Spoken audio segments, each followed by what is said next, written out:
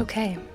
Hello ladies. In this video, I'm going to be talking all about ovulation to help give you a deeper understanding of how ovulation works within your body, what it feels like. This video is really made for women who are trying to conceive, trying to get pregnant, but it can also be really useful for women who are just getting to know their menstrual cycles and their hormonal shifts better in general. Before I dive in, please just take a moment to hit like at the bottom of this video, subscribe to my channel, and ring the bell if you want to get notifications when I release new videos in the future.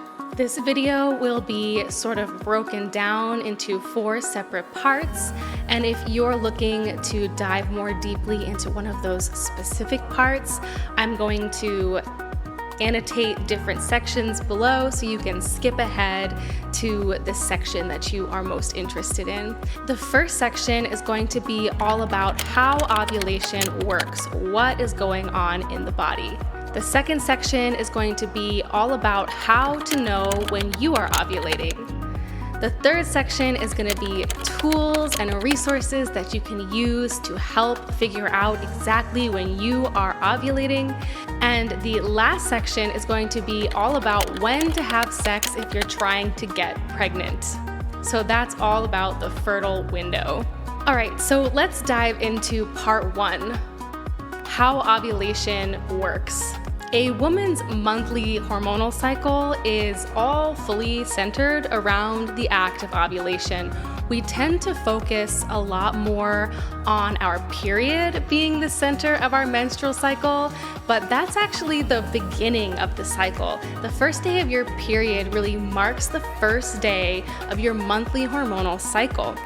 And your body is putting in all this effort to orchestrate the release of an egg, which is your ovulation, which happens about roughly 2 weeks after the first day of your period and lands somewhere right in the middle of your menstrual cycle. So what is happening leading up to ovulation? This is really important to understand. Sort of beginning in the second half of your period and in the week leading up to ovulation, this time frame is considered your follicular phase. And that is because this is the time of the month when your body is working tirelessly to grow multiple follicles. And when you reach ovulation, your body is going to intelligently select one of these follicles with which it is going to release an egg for ovulation. And that egg is released into the fallopian tubes. Leading up to ovulation, in these weeks during your follicular phase when those follicles are growing, there's other stuff happening in the body simultaneously to prepare you for a healthy and successful ovulation. Even if you're someone who's not trying to get pregnant, your body is trying to create an optimal environment for pregnancy to be possible. So one of the other things your body is doing in addition to growing this follicle is building and growing a healthy, thick, strong uterine lining so that if you are to become pregnant, the uterine lining is strong and sufficient enough to support the healthy implantation and growth and development of an embryo into a fetus.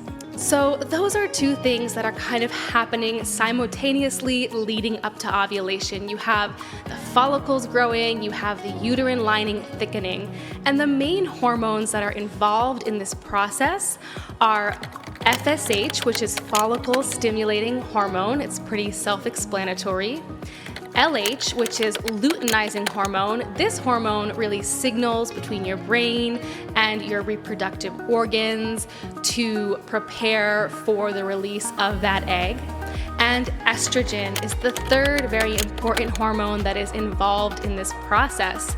Your body relies on a gradual build of estrogen that provides you energy and then surges just before ovulation, and that is what triggers the release of an egg. this estrogen surge, as we will discuss in the next section, is a big indicator of when you are actually ovulating. And it provides a lot of indications in the body. The follicular phase is a time to really fertilize your womb, to give your body the extra support for growing that follicle, for thickening the uterine lining, and for just providing your body enough substrate to build the hormones it needs to build. So focusing on diversity of nutrients, lots of protein, things like B12, choline, magnesium, potassium. These are all vital nutrients to incorporate into your follicular phase. And then when your body is transitioning into the ovulatory phase, which is when it releases the egg, it's really important to make sure you're getting plenty of healthy fats.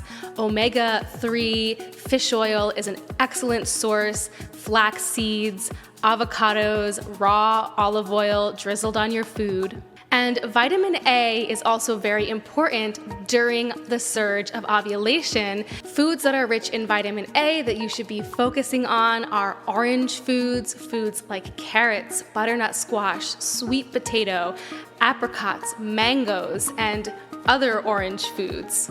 Ultimately, it will be that big surge of hormones that enables your body to release the egg for ovulation. And if you're a woman who is trying to get pregnant, it's really important to understand this process and support the body. So often we take our bodies and this process entirely for granted up until the time when we're finally trying to conceive.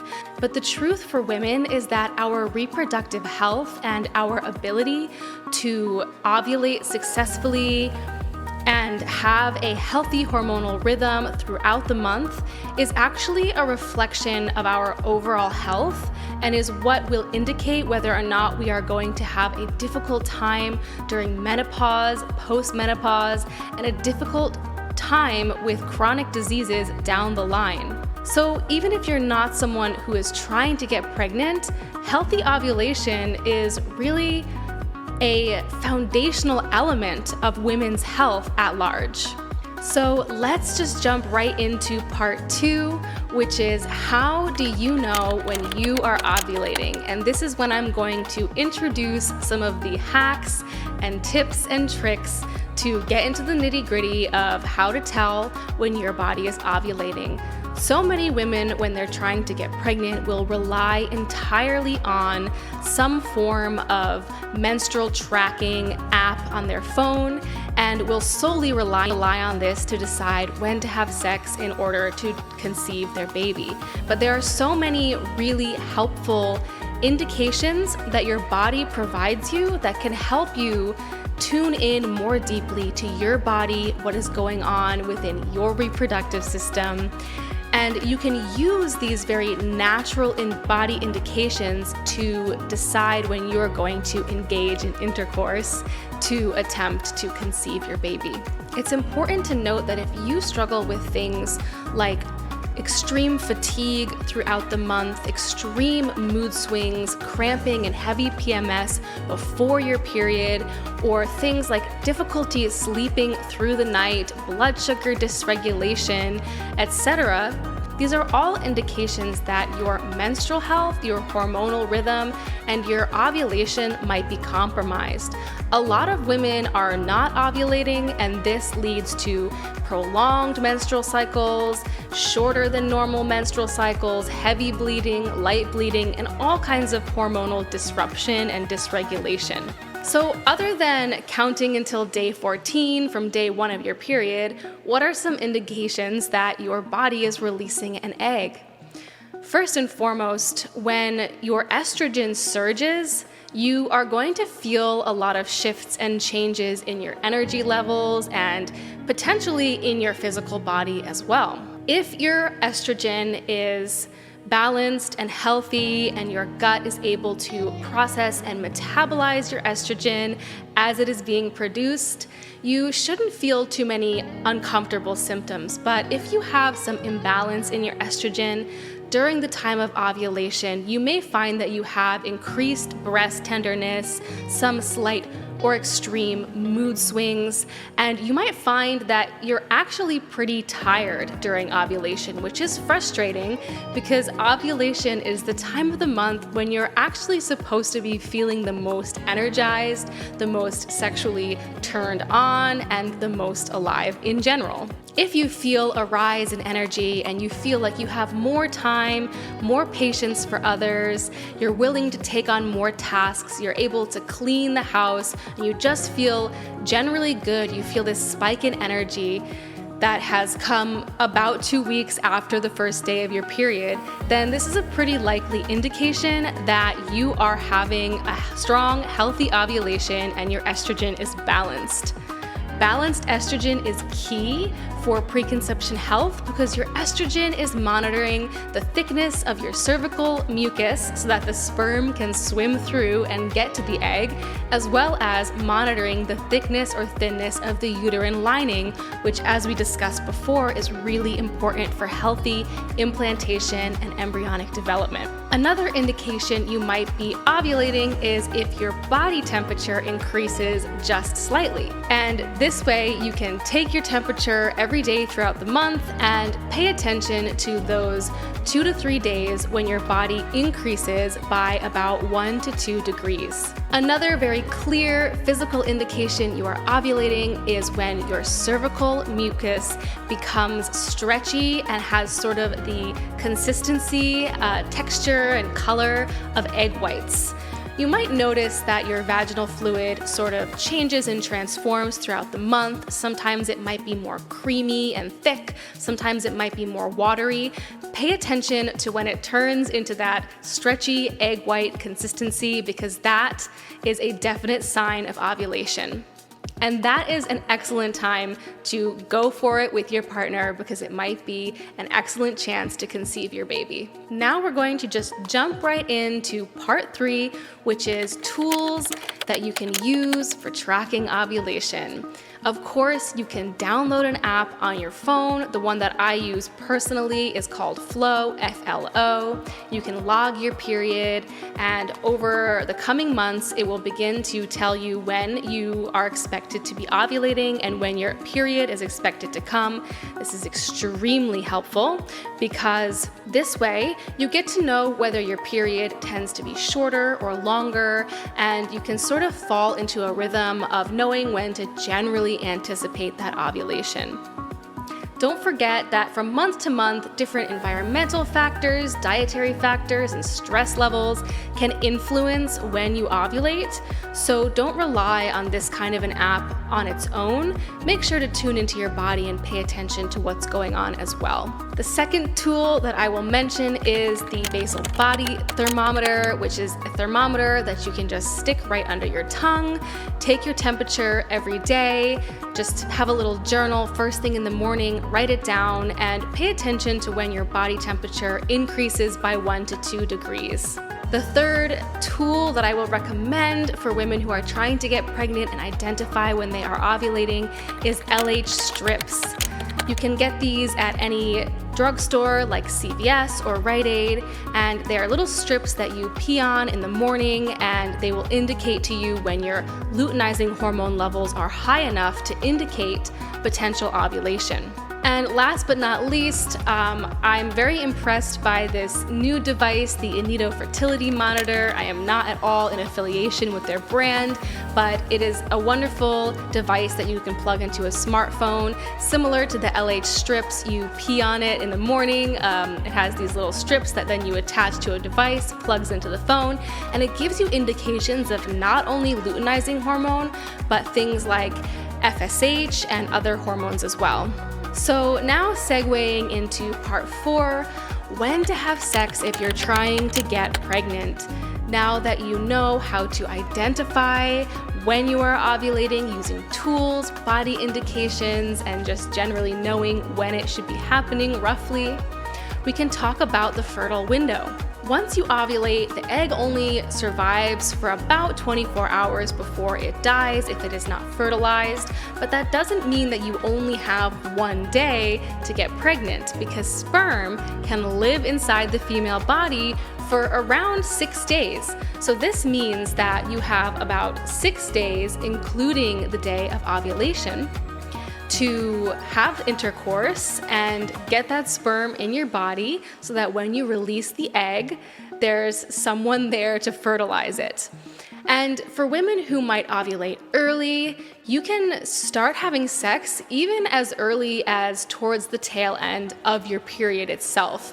And you can have sex straight up through the time when your body is actually releasing the egg, which is roughly, for most women, around day 14, or otherwise when that cervical fluid has changed, your body temperature has gone up, you're feeling more energized. And have sex for a few days after you ovulate as well, because with hormones shifting around and changing in the female body, it's not always a clear-cut, this is the day that it happened kind of a situation. Of course, if you're using things like LH strips, the Anito fertility monitor, and tuning into your body, you might get really good at pinpointing the exact day when it happens. But my recommendation is to have sex at least 2 to 3 days after the suspected day of ovulation. So that's kind of how the fertile window works. It's about 6 days leading up to ovulation and then about 2 to 3 days after. So just to quickly recap what we've gone over, the 3 main hormones involved in ovulation are FSH, luteinizing hormone, otherwise known as LH, and estrogen. Your follicular phase is sort of the tail end of your period right up until right before you ovulate, and that's a time to get lots of diversity in nutrition, lots of different minerals and proteins, because during this time your body is working hard to build a follicle to release an egg and to strengthen the uterine lining in preparation for receiving that egg. Once you get to the ovulatory phase, focus more on vitamin E, vitamin A, and healthy fats from things like avocados, olive oil, fish oil.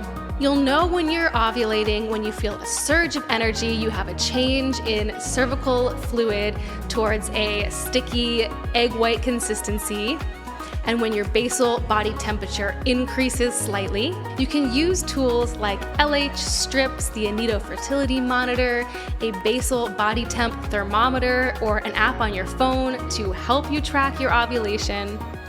And the fertile window is about 6 days leading up to ovulation and 3 days after. If you're interested in working with me one-to-one to heal your hormones, heal your gut, balance your minerals, and fully prepare your body not only for conception, but for healthy pregnancy, natural childbirth, and the creation of a truly regulated child, then head on over to my website, holistichealingdiagnostics.com, and schedule a free consultation with me. I work with women as well as couples together who are trying to conceive, and we can really work to dig into what are all the factors contributing to your struggle with fertility, or if you're just looking to optimize your fertility in general so that you can have a stress-free pregnancy, feel that you are your healthiest, you're giving it your all, and you're putting your best foot forward. I do all of this work through coaching and